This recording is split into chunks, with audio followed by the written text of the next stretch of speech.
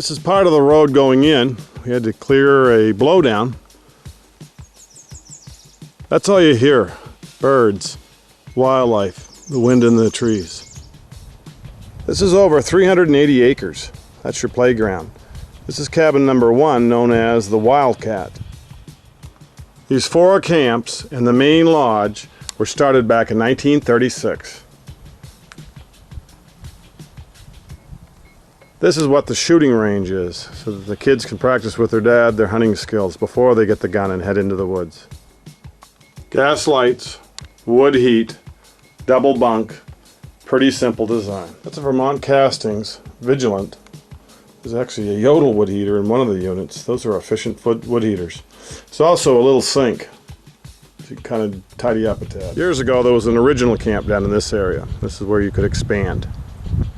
There also was a horse hovel and a place to put hay for those horses that could be made into a bathhouse, shower room, or another cabin. You've got room to expand depending on how many hours you want to work, how many guests you want to entertain, for pleasure or for profit. This would be ideal for a family, a church group, a business, for an executive retreat. This is the main lodge that's like 36 by 12 with an open porch. All the buildings are in great shape. They've always been maintained. This one's done a little bit of the movement because of frost and the sonotubes, but they're correcting that. Real McCoy 1936, hand-peeled logs, cathedral ceilings. This has got a kitchen on this end, a living room on the other end, bedroom on the far end. This is the open screened-in porch. Welcome to Ashland, or however deer talks. This would be the living room for the main lodge with cathedral ceilings.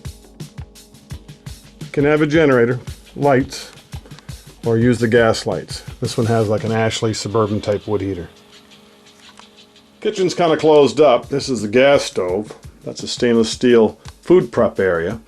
And again, this has got 4 gas lights with a cathedral ceiling and actually a kitchen like you'd see in your home. There are 2 gas stoves, 1 console. I'm not sure what this one is, but most of these seem to be made like in Argentina, and Cervel is a common make behind them all. Gas refrigerators anyway. From the main lodge, we go into the middle cabin that's called Spikehorn. Other than the main lodge, these cabins are all pretty much the same size. The porches are about 4.5 by 12. The actual structures are right around 12 by 14. These are the original wood boxes. There's your little sink to clean up. More cathedral ceilings, gas lights. This cabin has a double size bunk bed. There's your source of heat. This is where you play cribbage and tell stories about deer that got away that you really didn't even see, or fish that you could have caught if you hadn't been talking to Bob. This is kind of a makeshift shower. It works when you're smelling a little gamey. Let's take a peek in Big Bear. This one has a double bunk, has the sink, has a little wood heater, even has a gas stove, so it's more like a little efficiency type place where you could actually cook your own beans and hot dogs. Every year the same people come in, want the same cabin because that's where they play cribbage and their friends have always come. That's fall tradition, or snow sled tradition in northern Maine in Aroostook County, in Ashland and the Masardis area. Here's the woodshed for the source of firewood to heat those little wood stoves. And the owner might leave this hot tub. This is the fire pit. This is where we hang those trophy deer, get our pictures taken. This is a storage utility shed on the way to the honeymoon cabin. This cabin is called Pine Martin, and the name has stuck through the tradition of always being a sporting camp in northern Maine. Here's the open deck. Even if it's raining, you've got a canopy over that open porch.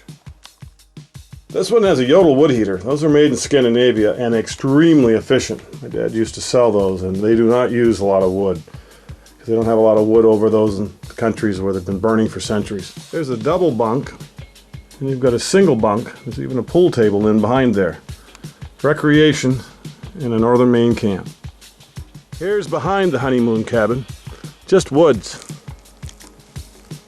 They're nestled in the woods. This one's by itself, kind of private, for obvious reasons. This is the path to get to one of the outhouses. There are outhouses on both ends of the property. I guess the technical term is a nature call. You've got a spring, but you also have now a drilled well that gravity feeds right down to the main lodge. That's a good well. This building is roughly 26 by 18, texture 111 sided, has a pull-down stairway for storage overhead. It's a shop, it's got all the materials, and it's on a cement slab. They have showers in here, they have double doors that'll open, and they have shelving all built for everything from asphalt, shingles to screws. This is your hardware store when you're out in the Maine woods. This is what we call the garden. You can put more cabins in it. You can grow your own food. This is on the way to Squa Lake. More woods. You've got 380 acres. You've got plenty of woods. Squa Lake is 18 miles long.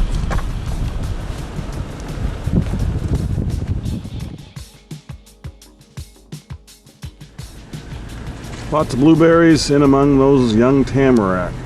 We've got our own private railroad crossing, so you can actually get across the tracks on your way to the lake. This is the entrance to the trail that'll take you down to the lake. Gotta do a little bit of wood chopping because of the blowdowns from over the winter and in the windy spring we had this year.